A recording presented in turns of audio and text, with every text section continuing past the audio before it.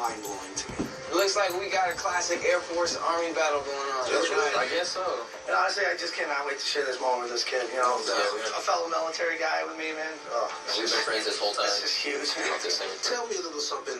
What makes a man compelled, you know what I mean, like to make that sacrifice? To follow my father's footsteps, it was like one of the greatest honors of my life. Awesome, man. Same thing for me. My grandfather was in the Air Force. Well, then that's crazy because voluntarily I went to military school as well. And I was like, yo, I think I can use this because I was getting in a lot of trouble. So you know how that all works? Almost certainly.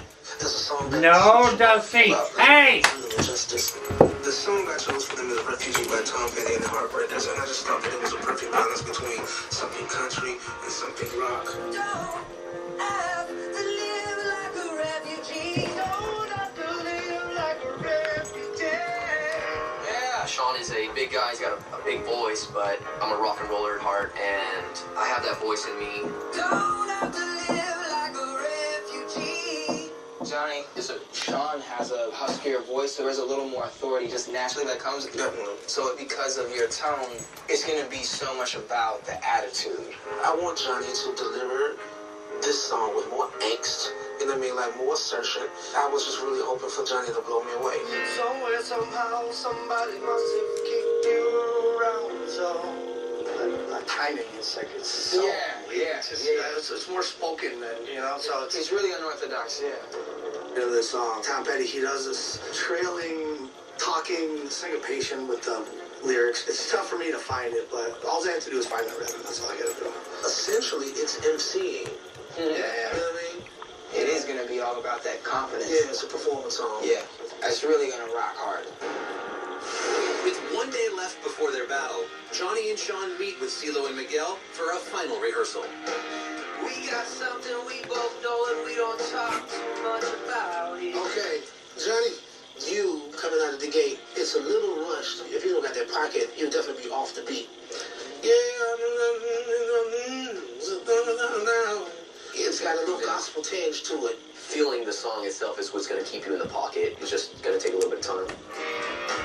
Ain't no real big secret, all the same. Somehow we get around it. How tremendous is when you kind of flash that little smile, kind of like, yeah, I know, like, yeah, you know what I'm saying? Don't lose that attitude. You're just in control, you know? Working with Johnny, I see no flaws in him, and it's a battle. So I need to step up my game because I want this, man. I really do. See you now, you're living like a refugee. Sean, stand for a second for me. Comfortable. Spread your legs to the width of your shoulders. Now you look like you're in command. You look like a dad right now. I feel like I am a dad. Go to what gives you the biggest presence. You don't necessarily have to dance. Feel the music, but definitely command the stage.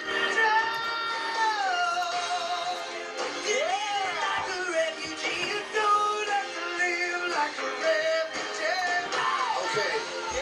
How much better that was? Yes, sir. Yes! Sean took his stance and the attitude came alive inside of him. That's the type of growth that can... Hey, guys, it's time to chill. Hey! It's the one where they got to be like, okay, this guy got hey! So you're the one who started it.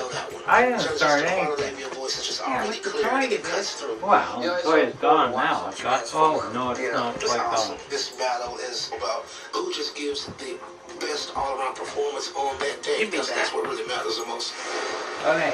It's the night of the battle. No toy. And CeeLo gets John. This will be called, make this my Christmas card, and it'll say, do you like my new fur coat? I think it's going to take us 3 or 4 more days before the Senate gets to a vote. You know, I think Canadians should pay attention to this debate, and if they have a point of view, either throw them out or give them a hearing, they should let their senators know. Andrew? Says yeah, there's certainly a matter of fairness to the individuals involved and due process, but I think it's more, again, Hi, Dusty. what's the standard? I'm encumbered. It's hard to have too much sympathy for the individuals involved here because... Just make us all look well, thin, you know, they fell short, I think, of any standard that most of us would think was proper in normal life.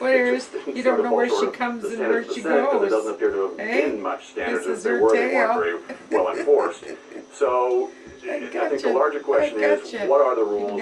Should they be applied in an impartial way, or are we just simply seeking vengeance on people who were kind of in the way? We have a justice system and we have justice principles that are not based on whether you are sympathetic or not. That's why we have them. They are based on the presumption of innocence and due process. And neither of those criteria are met by what is happening in the Senate this week. And the notion that the Conservative Party is cleaning house does not apply. These people are no longer the responsibility of the Conservative Party. They don't sit in their caucus. I want to show you another clip from today. Mulcair was clearly scoring points at the Prime Minister's expense. Booga, booga, And booga, at one point, the Prime Minister booga, had this in booga. response. Watch this. Mr. Speaker, the honourable member is now just starting to throw mud without any facts whatsoever. I look at the NDP and I remember the old saying, the more you throw mud, the more you lose ground. This was from the party that destroyed Stéphane Dion with mud in ads, Michael Ignatieff with mud in ads, and went after Bob Rae. The problem here is what we are trying to do oversimplifies a complex issue with a quick fix at the expense of 3 individuals before giving them the opportunity to defend themselves and before we have had the opportunity to examine all of the facts in their respective cases. We are dealing with the future of 3 senators, 3 of our colleagues, and as the Leader of the Opposition put it, we will be stripping them of everything except the title senator. This is at the very least premature.